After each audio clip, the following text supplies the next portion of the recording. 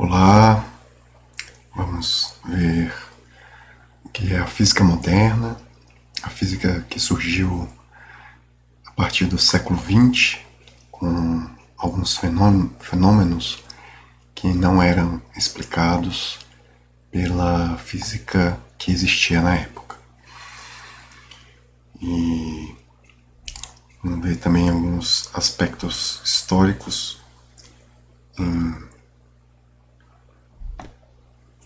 em relação a esses feitos científicos. Então, uma primeira pergunta que podemos fazer é de que são feitas as coisas do mundo material. Então, sabemos através da ciência, da física principalmente, e da química, que as coisas do mundo são feitas de átomos. Essa palavra ela é bem antiga, remete lá nos filósofos gregos, né?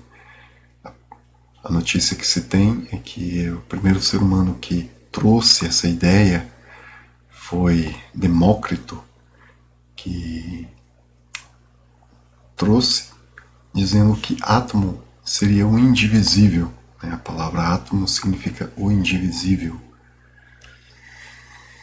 Então, a física moderna, ela se resume na física quântica e na teoria da relatividade. A física quântica, a mecânica quântica foi desenvolvida por vários cientistas, Aí iniciou-se com Planck, e a teoria da relatividade foi desenvolvida por Einstein, e trouxe várias alterações no nosso entendimento, nessa noção do espaço, tempo, medida, a causalidade das coisas, a simultaneidade, a trajetória e a localidade. Então, podemos dizer que a física quântica abriu um espaço de visão para um novo mundo, uma nova forma de ver o mundo físico, materialidade. Então, o início do estudo da física quântica, ele começa pela natureza da luz. Então, vamos ver aqui esses elementos, essas grandezas que envolvem as características de uma onda, na qual a luz se encaixa, também se encaixa. Então temos aqui o que a gente chama de comprimento de onda,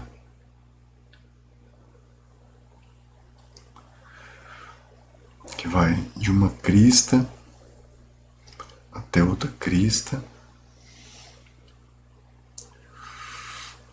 e o que a gente chama de amplitude. A amplitude da onda, ela está relacionada com a intensidade. Então, por exemplo, para uma luz de uma cor vermelha, ela vai ter esse determinado comprimento de onda aqui característico, esse valor. E o que difere uma luz intensa, forte, de uma luz fraca, é justamente o tamanho da crista da onda, que a gente chama de amplitude. Então, se eu mudo o comprimento de onda, eu estou mudando a frequência, eu estou mudando a cor. Se for para um som, o som também é um fenômeno ondulatório. Então, se eu mudo o comprimento de onda, por exemplo, num instrumento musical, eu estou mudando a nota musical. E se eu mexo na amplitude, no caso do som, eu estou mexendo na intensidade desse som. Aqui temos a frequência, a gente pode caracterizar também pela letra F, ou essa letra grega, que parece um V. Então a frequência vezes o comprimento de onda é igual à velocidade de propagação dessa onda. ou eu também posso escrever, né, em termos de frequência, isolando aqui a frequência, é a velocidade da onda, o c, dividido pelo comprimento de onda. Então, sempre a gente tem, dentro desse fenômeno, frequência, comprimento de onda e a rapidez com que essa onda se propaga, quanto maior a frequência, menor vai ser o comprimento de onda, e vice-versa. Então a gente diz que a frequência é inversamente proporcional ao comprimento de onda. E temos aqui todo o espectro das ondas eletromagnéticas. Então a luz, ela faz parte de um pequeno pedaço, né? Uma faixa bem pequena de todo o espectro, né? Olha só o tamanho aqui do espectro de raio-x, né? A luz é só esse pedacinho aqui. E aqui são as cores onde a gente enxerga, né? Então, a luz, ela tem um fator muito importante no estudo da física quântica. E a gente vai ver isso aí. Então, o mundo natural físico, ele existe dois tipos de fenômenos bem distintos.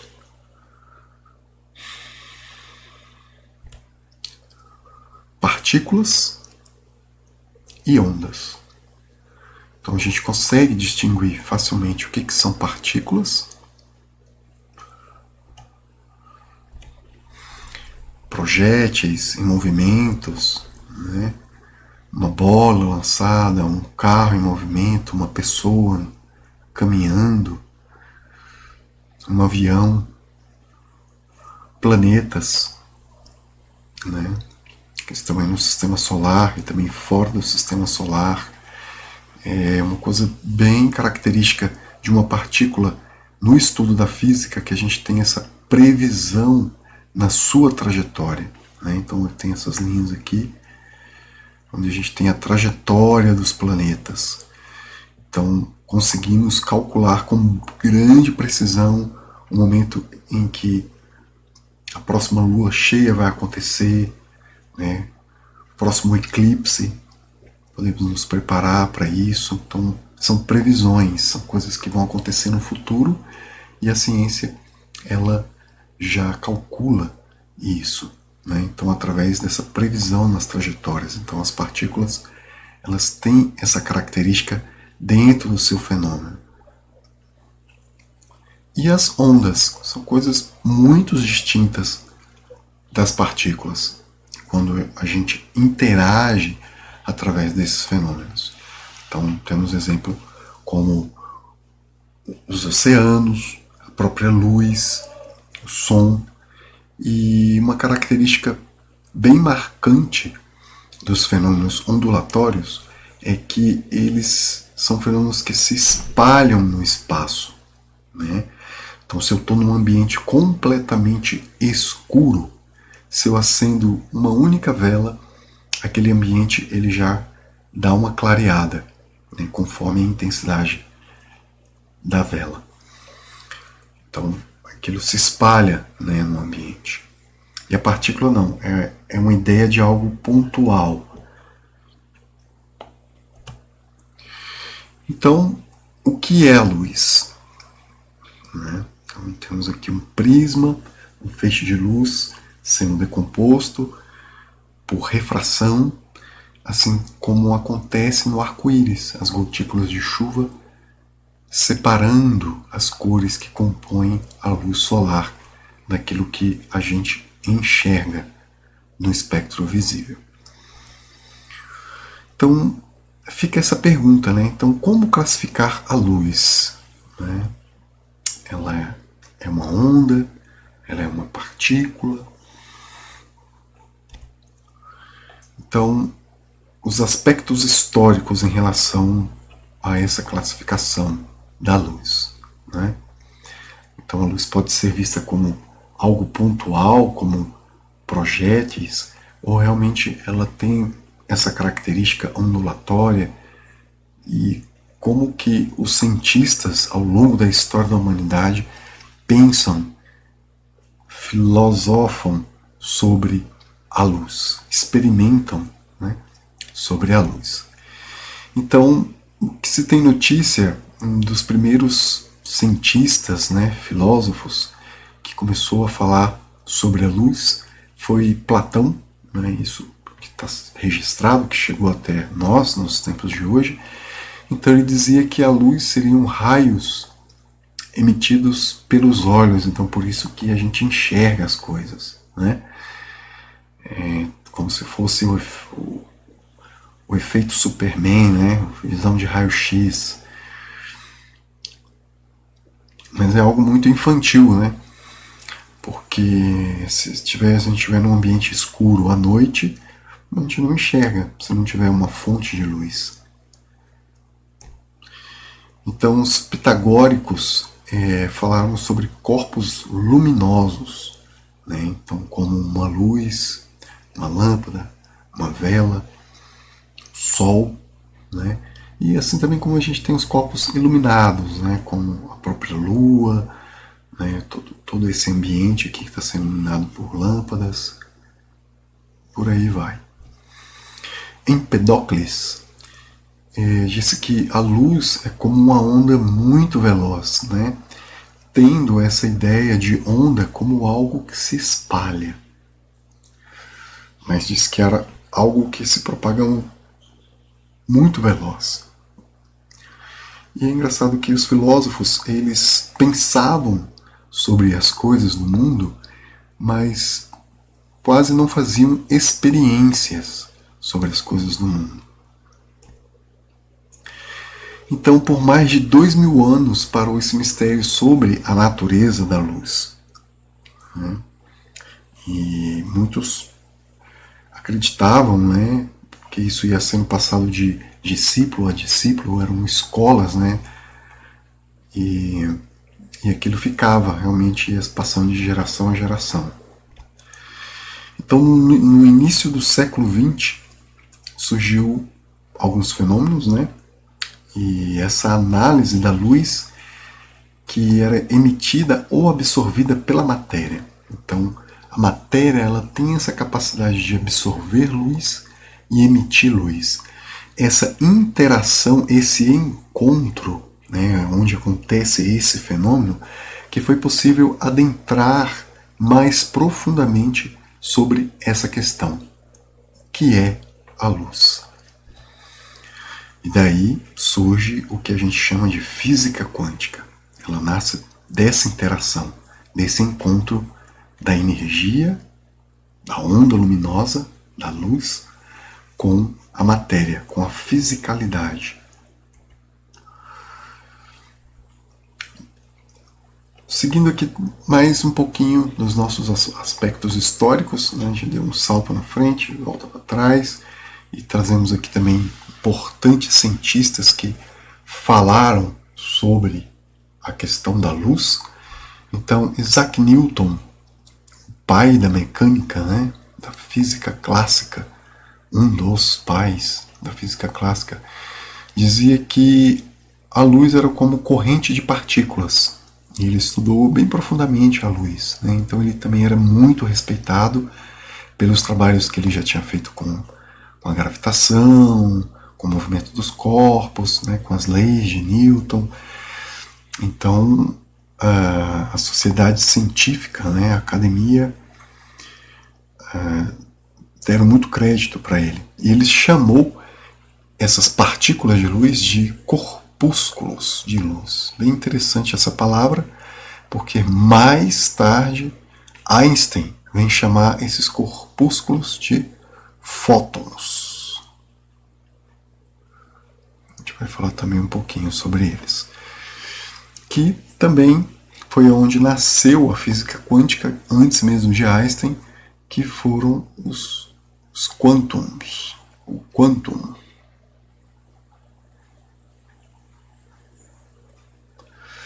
Então, essa ideia do quantum, na verdade, vem lá também de Newton.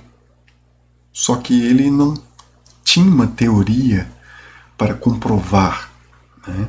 Ele também não tinha um aparato experimental que o incentivasse a elaborar essa teoria, né? Porque a física ela é feita dessa junção do fenômeno, das experiências e da sua linguagem matemática que vai descrever de forma precisa e com previsões essas experiências, né? Esses fenômenos. Jung ele começou então a fazer algumas experiências e comprovou que a luz é uma onda e explica claramente os processos de reflexão da luz, refração e difração. São grandezas, né? São fenômenos que acontecem com objetos que têm essa característica ondulatória. Então Jung ele começou a observar padrões de interferências na água, né? Então a gente tem aqui duas ondas, né, que tem centros aqui, como se fosse um lago calmo. Eu jogo uma pedra de um lado, uma pedra do outro, e essas ondas elas vão se encontrar. Então existem determinados padrões, né, desse encontro, que é algo mais ou menos assim que isso acontece. E é bem interessante também essa palavra aqui, padrão, porque toda a ciência é desenvolvida dessa forma. O ser humano ele está sempre em busca de reconhecer esses padrões, e é através desses padrões que podemos matematizar.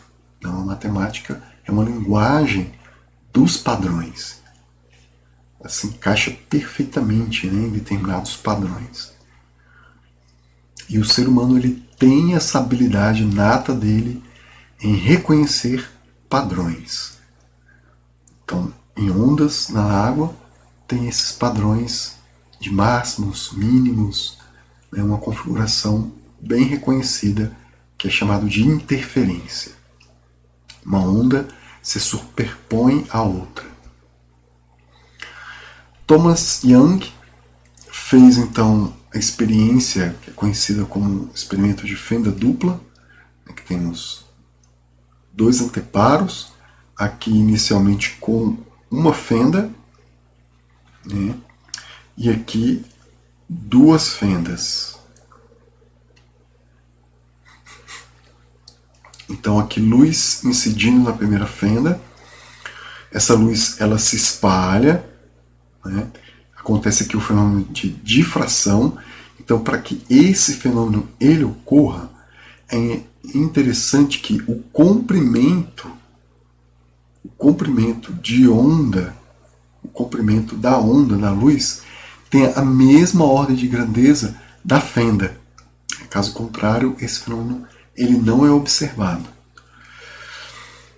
E aqui em seguida, essa luz que é espalhada por esse ambiente aqui entre a fenda 1 e a fenda anteparo 1 e anteparo 2, né?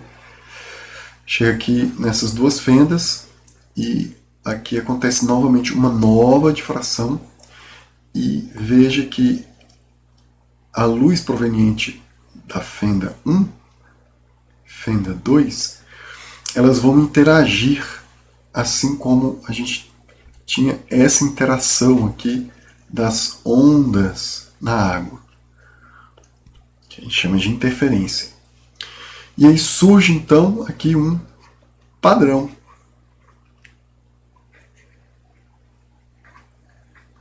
Que Jung conseguiu matematizar. Então ele tem a experiência, tem a matemática, então a luz ela foi definida assim como uma onda, de forma muito eficaz. Então a gente tem aqui o entendimento do que é interferência, que a gente chama de construtiva e destrutiva. Então a gente viu lá na questão das ondas, né, o comprimento de onda, quando eu tenho uma onda que se encontra com outra, né? Eu tenho ondas aqui se encontrando, né? Que está vindo aqui do anteparo 1, da fenda 1, com a fenda 2. Então, nesse espaço aqui, há o encontro entre essas duas frentes de onda, né? Então, vou ter momentos que vou ter encontros crista-crista. Então, eu vou ter o somatório dessa amplitude. Então, tem uma intensidade maior, uma luminosidade maior, que são essas regiões aqui, ó, de claridade, né, que vai se espalhando aqui. E quando eu tenho a interferência que chamamos de destrutiva, onde eu tenho uma crista encontrando com um vale. Então eu tenho o anulamento dessa onda naquele ponto, né? Então aqui nesse anteparo é a escuridão, é esse local, esses lugares onde a gente tem essa escuridão.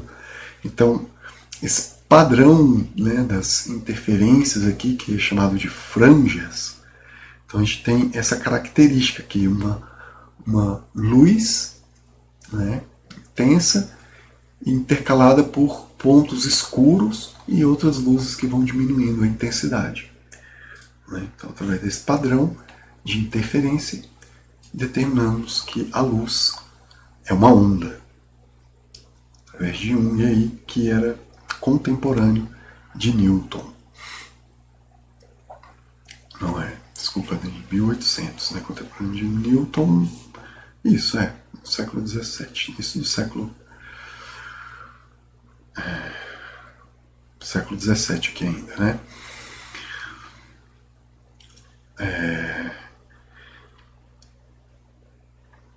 Em 1868, a luz ela foi evidenciada como uma onda pela teoria de Maxwell. Ele fez uma previsão de que existe todo um espectro de ondas eletromagnéticas que a gente viu lá atrás e que a luz visível está dentro. Então ele elaborou a sua teoria considerando a luz como uma onda, né?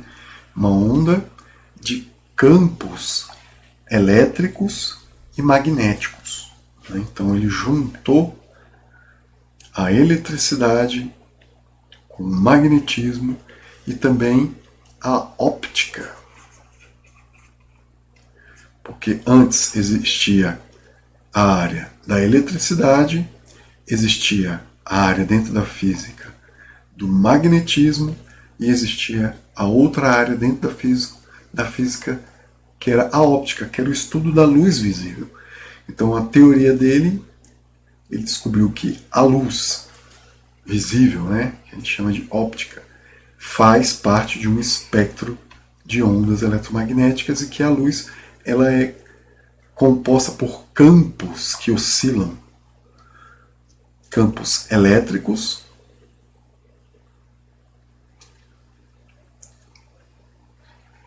e campos magnéticos, né? E ela se propaga perpendicularmente à vibração desses campos.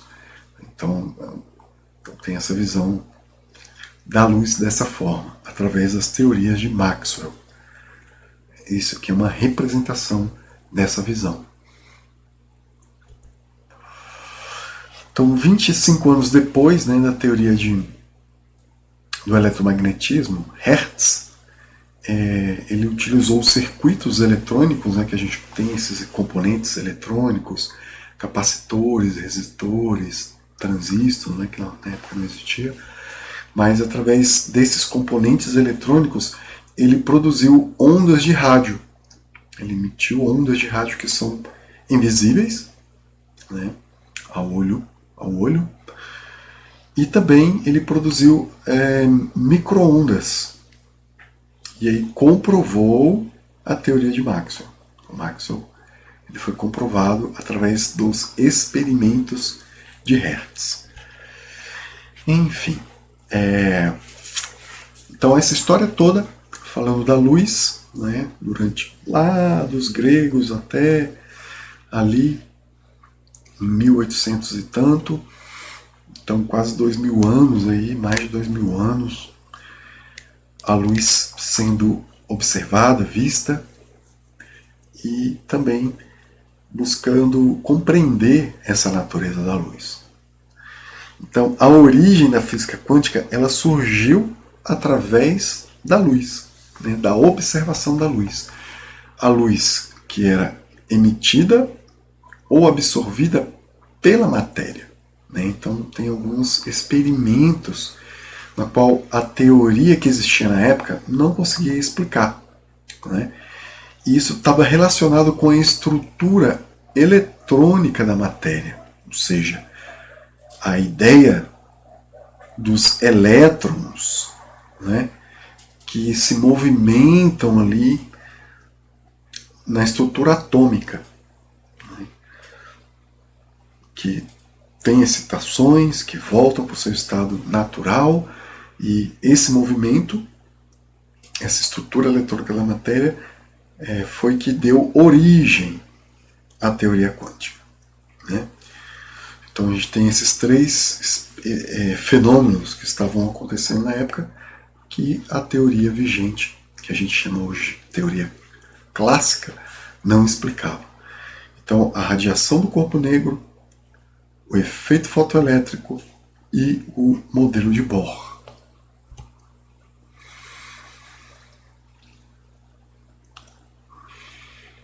Aí, emissão. Então, o que seria radiação do corpo negro, né? Então, é a emissão de luz por objetos aquecidos, né? Então, a gente vai ver cada um desses. O efeito fotoelétrico é a emissão de elétrons a partir de uma superfície metálica onde incide luz. Então, você vê que quando eu tenho aqui no item 1, quando eu tenho um objeto que é aquecido, por exemplo, um metal, uma resistência de um forno, se eu tenho um ambiente escuro, eu vejo que aquilo ali brilha, emite luz. Tinha antigamente as lâmpadas com resistência, né, que elas iluminavam a partir do momento de tungstênio, né, que ele era um filamento, que ele esquentava muito e consumia também muita energia. Mas um objeto que é aquecido emite luz, né? Então, analisando essa luz é que surge todo o interesse pelo estudo da nova ciência, que surgiu aí no início do século XX, física quântica, física moderna. Eu também tenho luz aqui no item 2, incidindo numa superfície metálica, né? Então, metálica tem um significado muito grande nessa experiência, porque o metal tem elétrons livres, elétrons que podem se desligar com mais facilidade, ou que podem se transitar dentro, né, da estrutura ali do metal com mais facilidade. Então, por isso que os metais são condutores, então, por isso que os fios de eletricidade são de cobre, né? E a gente precisa de algo para isolar, então tem todas essas características, né? E também a emissão de luz a partir de átomos de gás excitados eletronicamente, né, que são conhecidos como espectros de emissão. Aquelas lâmpadas fluorescentes, né, que tem gás dentro, e passa uma corrente e elas acendem, né? O neon, a gente tem os letreiros aí que emitem luz a partir de um gás que tem dentro daquele tubo do vidro. Vamos ver essas experiências com detalhes, que foi aqui que nasceu a física moderna. Então, essa ideia, né, da emissão de luz, ela surge também com uma parte da física, né, que é a física térmica, que é a radiação térmica. Então, se tem um objeto aquecido, uma chama de fogão, um ferro de passar roupa, se ele está ligado por um tempo, e se você aproxima a mão, você sente a sensação, né, de calor. A gente tem a sensação na nossa pele, né? Então ali a gente não está vendo o calor sair ali, né? Mas dependendo da temperatura a gente começa a ver, mas a gente sente, né? Então ele está emitindo radiações devido ao calor. Então, são radiações térmicas relacionadas ao calor.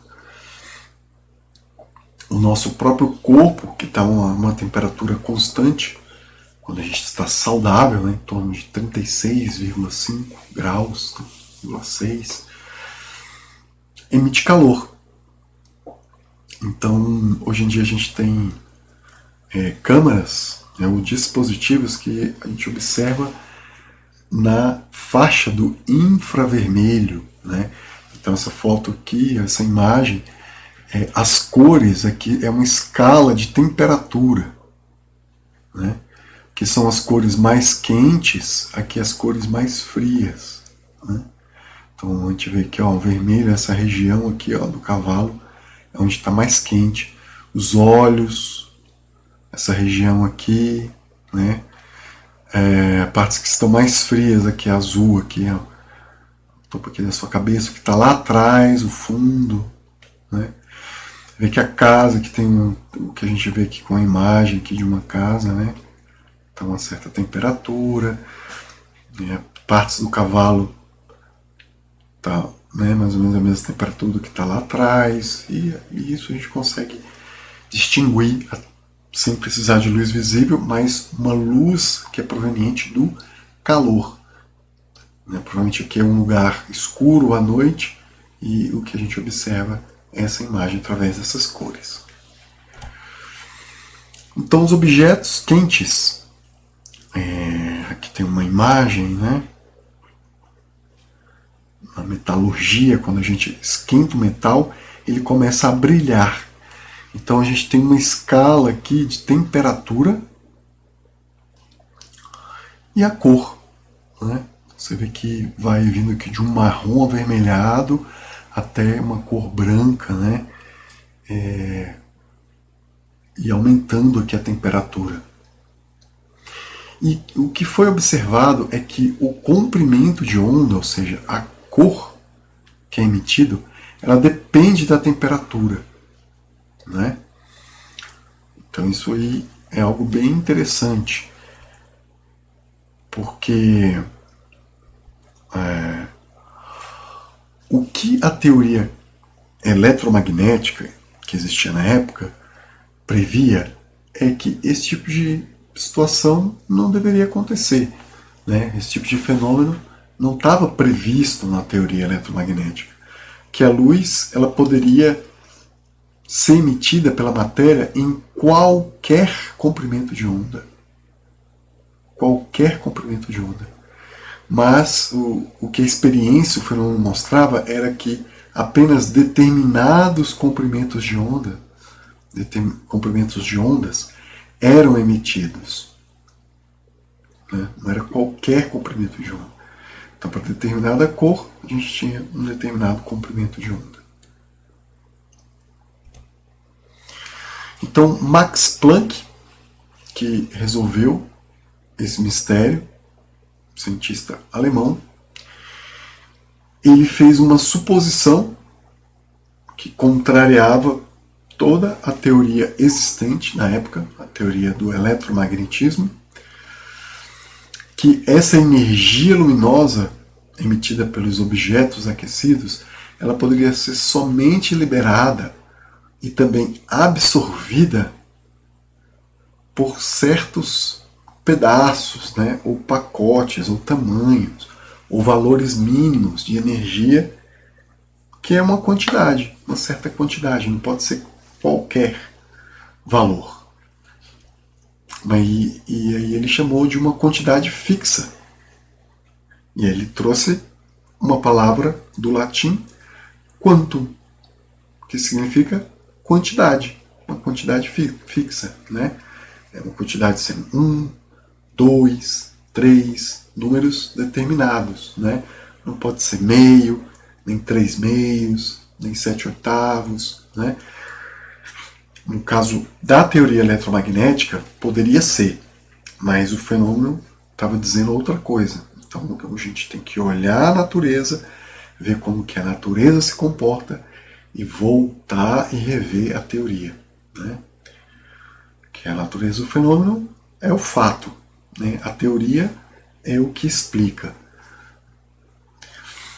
Então ele chegou numa relação entre a energia emitida ou absorvida, a frequência, né? Lembra que a frequência está conectada com o comprimento de onda através dessa equação, né? Onde a gente tem aí a velocidade de propagação da onda, que no caso aqui é a velocidade da onda eletromagnética, né? Então, posso falar em termos de comprimento de onda, posso falar em termos de frequência, né? E ele chegou nesse valor, que o valor mínimo que uma luz ela pode ser absorvida ou emitida são múltiplos inteiros dessa quantidade aqui, H vezes a frequência. H ficou conhecida como a constante de Planck, né? Tem esse valor aqui, bem pequeno, mas no mundo quântico, né, isso é muito relativo. Então a energia com que a luz vai ser emitida ou absorvida, ela vai depender exclusivamente da frequência. Exclusivamente da frequência. Então ele determinou, falou que a energia é absorvida ou emitida através de múltiplos inteiros de H vezes a frequência. Então o valor mínimo é 1 H vezes a frequência. Depois o próximo valor é 2 H vezes a frequência. O próximo 3 e assim por diante. E aí ficou generalizando NH vezes a frequência. Então, para a gente visualizar essa questão da quantização, né, a gente pode ver aqui uma rampa e uma escada.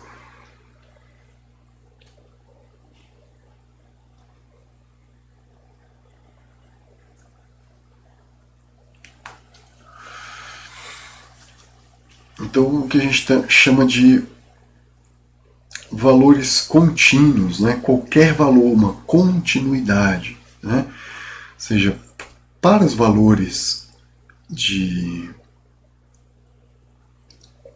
altura, para uma rampa, eu tenho esse valor aqui dessa altura. Se eu andar 1 milímetro para cima ou 1 milímetro para baixo, eu mudo o valor da altura. Então isso aqui a gente pode visualizar isso, né? Então quer dizer que qualquer movimento que eu faça aqui na rampa, milimétrico que seja, eu mudo o valor dessa altura. Então eu tenho valores contínuos, aqui tem uma continuidade.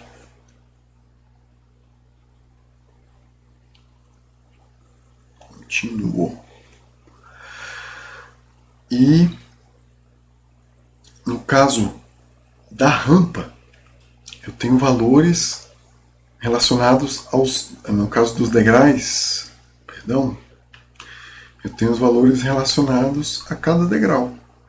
Então aqui eu tenho o valor de uma altura, aqui eu tenho o valor de uma outra altura, aqui eu tenho o valor de uma outra altura, e se eu andar aqui no mesmo degrau, eu não mudo de altura. A altura permanece a mesma, né? E outro fato interessante é que não existe uma altura entre um degrau e outro, na realidade, né? Se tem uma pessoa aqui subindo a rampa, né, eu tenho essa realidade contínua aqui das alturas. Se eu tenho uma pessoa subindo a escada, ela não vai permanecer,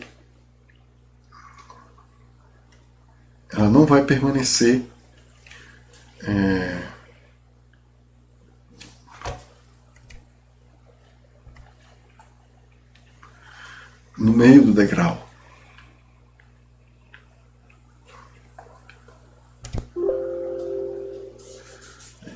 aqui. Voltar aqui.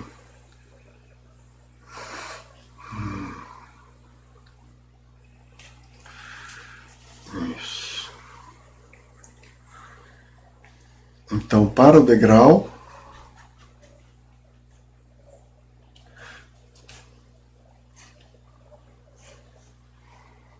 o que nós temos? Essa ideia de quantidades específicas para determinada altura, onde a gente não tem o valor da altura entre um degrau e outro. Então, o que a gente chama aqui de contínuo, para coisa contínua, aqui a gente chama de discreto. São palavras matemáticas. E o discreto é o quântico.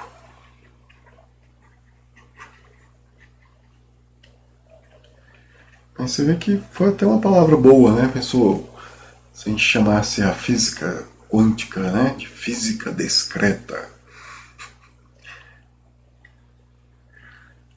Quântica dá mais ibope, né? Então foi essa palavra que surgiu daí, né? A quantização, a quantidade específica.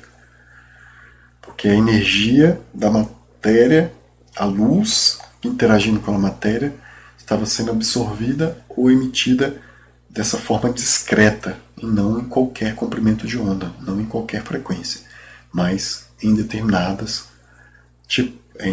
valores de frequências, assim como a altura do degrau assume determinados valores. Então, a teoria eletromagnética via a luz como onda, vibrações de campos elétricos e magnéticos. A nova física, a teoria quântica, via a luz como partículas. Então, essas partículas foram chamadas de quantum.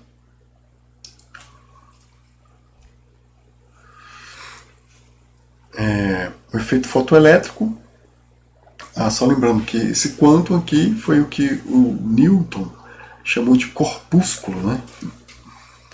Essas partículas de luz.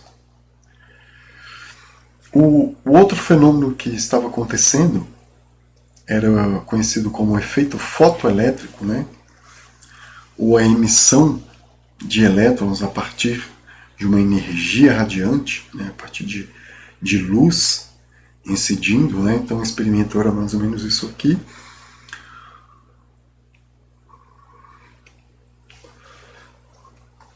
Tinha aqui uma câmara de vácuo, né, para facilitar a observação, uma superfície metálica, uma redoma, né, um vidro para a luz radiante externa entrar, uma haste que estava ligada no polo positivo,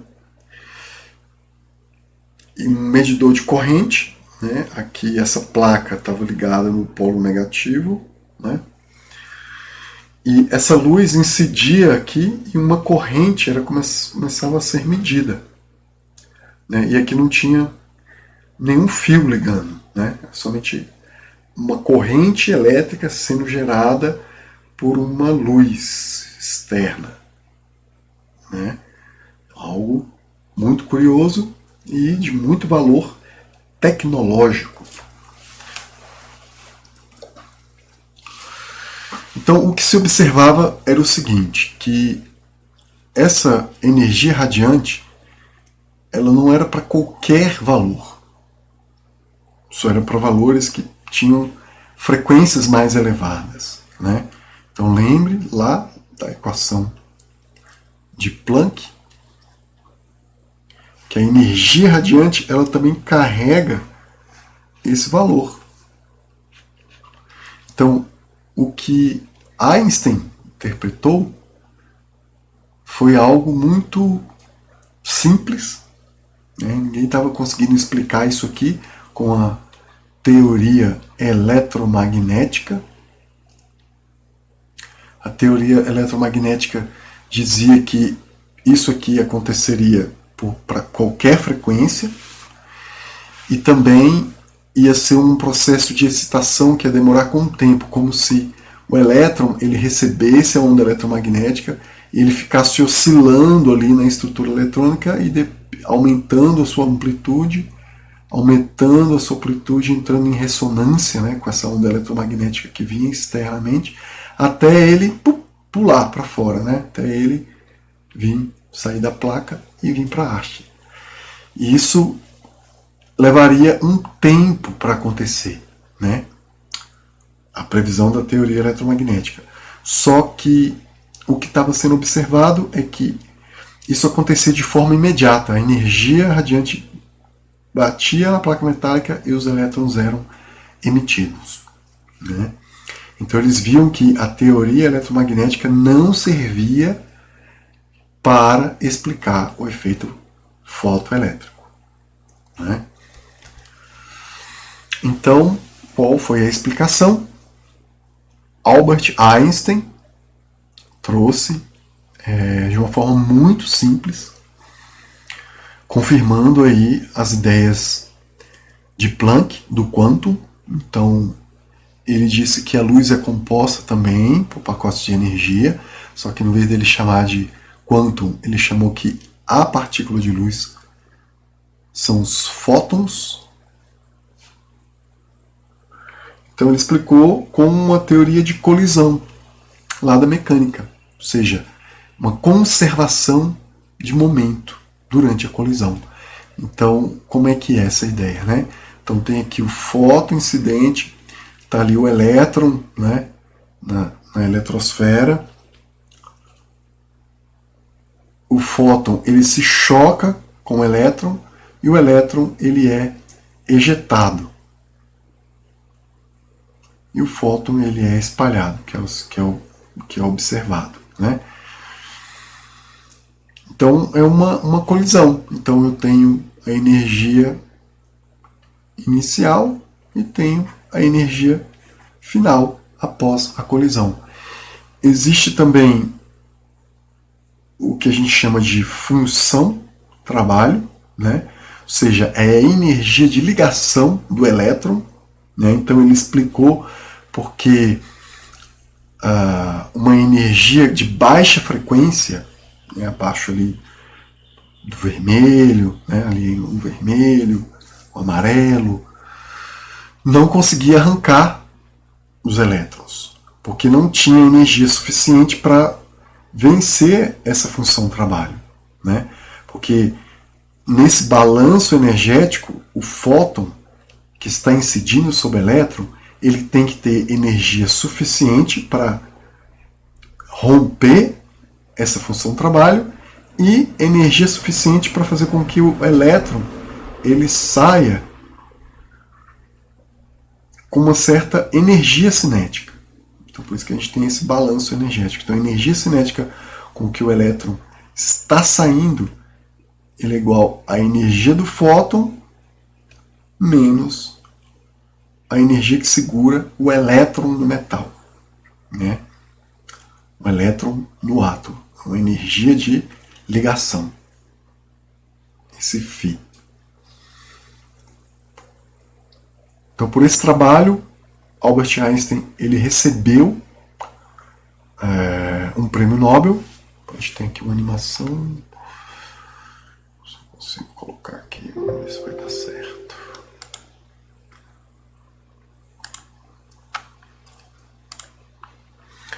Temos aqui uma animação. Isso aqui são o comprimento de onda, aqui é a intensidade, né? Não liguei a luz.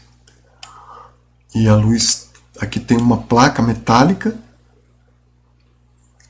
e eletrodos, né? Então aqui tem uma placa positiva e aqui negativa. Então quando o elétron é ejetado, ele é atraído aqui para esse lado. Então vamos ligar aqui a intensidade. De 14% elétrons já estão sendo emitidos. Vou botar aqui em torno de 50%.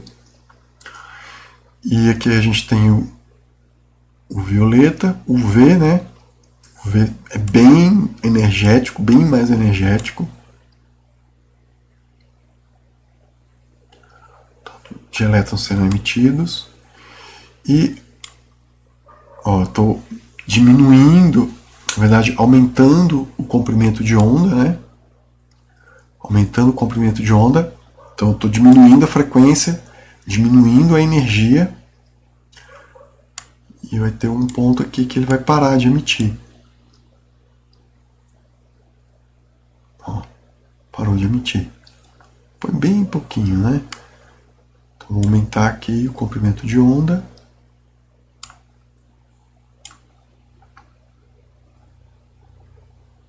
E agora o efeito fotoelétrico não acontece mais para essa intensidade e esse comprimento de onda. A teoria eletromagnética previa que poderia acontecer com qualquer frequência. Então, mesmo que eu aumente aqui a intensidade, né, ou seja, a amplitude da onda, o efeito fotoelétrico ele não ocorre. Agora, se eu diminuir o comprimento de onda, aumentar a frequência, aí eu já começo a ter. Então, a gente tem esse limiar aqui. E isso é explicado justamente por essa colisão, né? Então a gente tem uma frequência aqui de corte.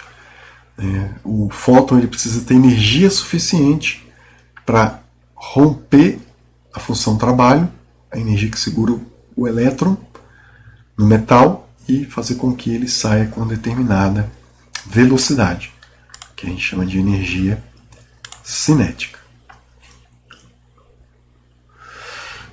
A outra experiência é conhecida como espectros de linha. Então a gente tem aqui um espectro contínuo, né? Lembrando dessa coisa de continuidade, assim como a rampa, né? Todos os valores ali de luz, né? Da luz visível, todos os comprimentos de onda. Né? E a gente tem o espectro de linha. Então aqui eu tenho uma luz branca, né, que contém todos os comprimentos de onda, e eu tenho uma luz provavelmente de um determinado elemento químico. Né? Aqui eu tenho um espectro contínuo, tem todas as cores, né?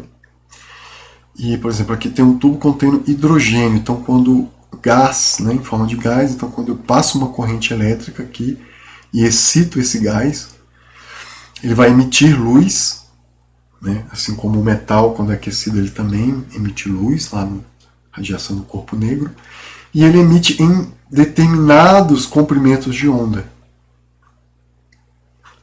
determinados valores, por isso que é espectro de linha, que são apenas algumas linhas, não é contínuo, né?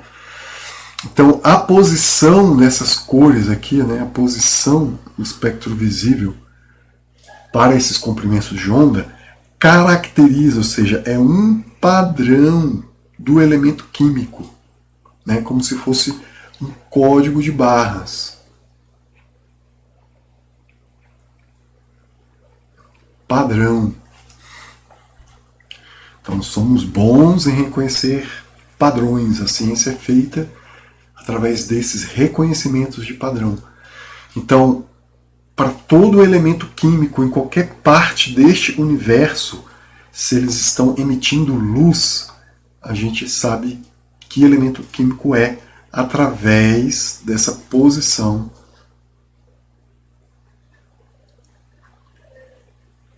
do espectro de linha, dessas cores. Então aqui para o hidrogênio a gente tem essas posições aqui, para o sódio essa posição, né? Foi bem interessante que quando os cientistas estavam estudando essas linhas, né, para o Sol, para determinar os elementos químicos que compõem o Sol, eles fizeram uma previsão de um elemento químico que não se conhecia ainda, né, na época, e deram o nome de hélio, justamente em homenagem ao deus Sol grego, né, Hélio.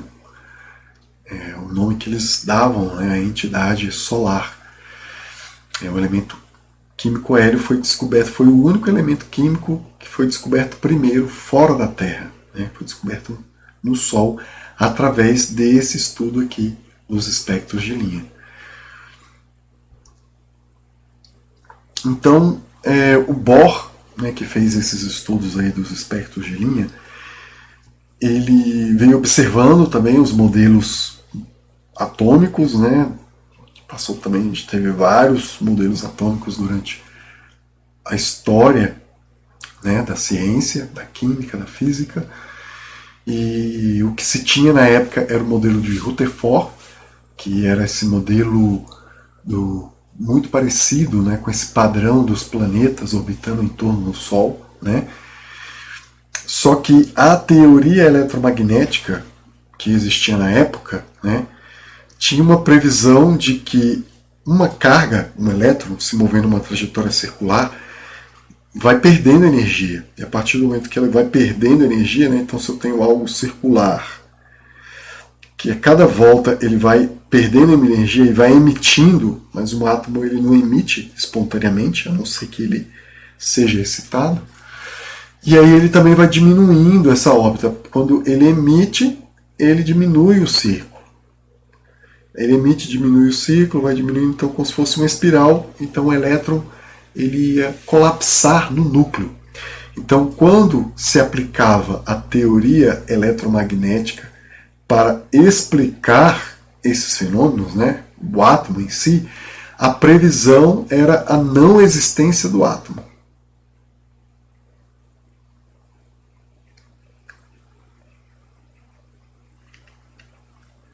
A não existência do átomo. Então, o que o Bohr fez, através de postulados, é dizer que os elétrons, eles admitem, eles assumem estados confinados em lugares específicos, né, de energia, que ele chamou de orbitais, mas não tem nada a ver com a órbita lá do Rutherford. Tanto que órbita dá essa ideia de trajetória, né? Quando a gente falou dos planetas, eu consigo determinar a posição do planeta, né? Os ciclos, né? Quantos anos que demoram, né, para dar o planeta dar uma volta em torno do Sol, e aí por diante, né? A Terra 365 ponto alguma coisa, né, a cada ano, e por aí vai. Então, Bohr ele falou que os elétrons ele assumem determinadas posições energéticas que estão no núcleo em torno do núcleo. Então ele não pode estar ele não pode estar no meio desses estados. Ou ele está aqui no estado que a gente pode chamar de 1, ou no estado 2. Ele não pode estar no meio, né? Então ele só vai passar para um outro estado se ele receber uma certa energia externa, aí ele se excita, passa por um outro estado permitido, 3, mas não no meio do caminho, e ele volta para o seu estado fundamental e emite novamente essa energia que ele absorveu anteriormente. Então, que a gente tem essa explicação da absorção, a matéria absorvendo energia radiante, luz, e a matéria emitindo energia radiante. Então, explica também a radiação de corpo negro, né? Por que não pode ser em qualquer comprimento de onda, qualquer frequência? Porque o elétron ele está assumindo esses estados aqui. A gente voltando àquela imagem da escada, né?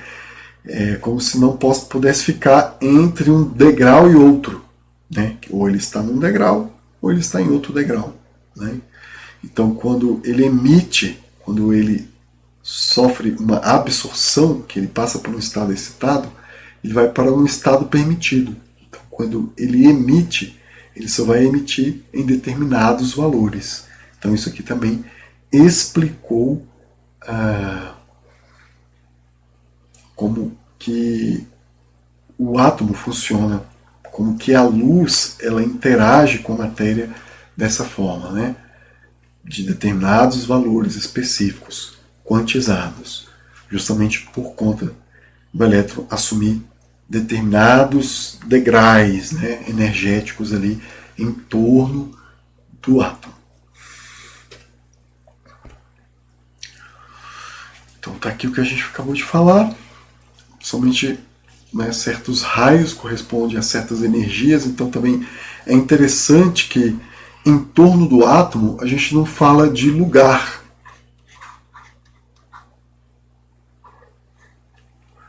Né? O elétron ele está ali em um espaço, né? Ele está ali em um lugar em torno do átomo. Não, ele não está em um lugar, ele está em um estado energético. É diferente essa ideia. Né? A gente fala em estados de energia, que é muito diferente da gente falar de um espaço. Essa ideia de espaço no mundo quântico perde o sentido, né? E dá lugar a energias. Né? Então o elétron assume energias. Aqui é H vezes a frequência, que é essa energia absorvida ou emitida, né? Do tamanho de um fóton. Então o fóton de luz ele tem esse valor, né? A energia dele é aquela constante de Planck vezes a frequência da luz radiante. Então a luz ela tem uma frequência, é uma grandeza de onda. E a ideia de fóton é uma partícula. Então aqui já começa a misturar esses dois fenômenos, né? De onda e de partícula. Então a gente está falando de fóton, que é uma partícula, mas o fóton, a energia dele depende da frequência, que é uma grandeza de onda, da luz. E o elétron, ele assume então essa identidade de estar em obediência, né, nesses estados permitidos. Né? Somente ou ele está aqui, ou ele está aqui, ou ele está aqui. Ele não fica no meio desses estados, né? Não fica no meio dos degraus. Então, afinal de contas, o que é a luz? Né? Então, ela é as duas coisas ao mesmo tempo. Luz é onda e é partícula. Então, tem aqui uma ilustração. Então, a gente tem determinados fenômenos no qual a luz ela vai difratar, ela vai sofrer interferência, e vai ter determinados fenômenos que ela vai se comportar como partícula, que é o caso do efeito fotoelétrico, também tem o efeito Compton, e não, até hoje a gente não tem uma experiência que junte as duas coisas, que a gente consegue comprovar as duas coisas ao mesmo tempo. Então, quando eu quero ver a luz como onda, tem um aparato experimental para que ela se evidencie como onda. Quando eu quero ver a luz como partícula, tem um aparato experimental para que ela se evidencie como partícula. E essas são as características, né, do mundo quântico, que é diferente, né, desse mundo aqui macroscópico. Né? As coisas são muito pequenas e se propagam a velocidades muito altas dentro do nosso referencial. Né? Então, é isso.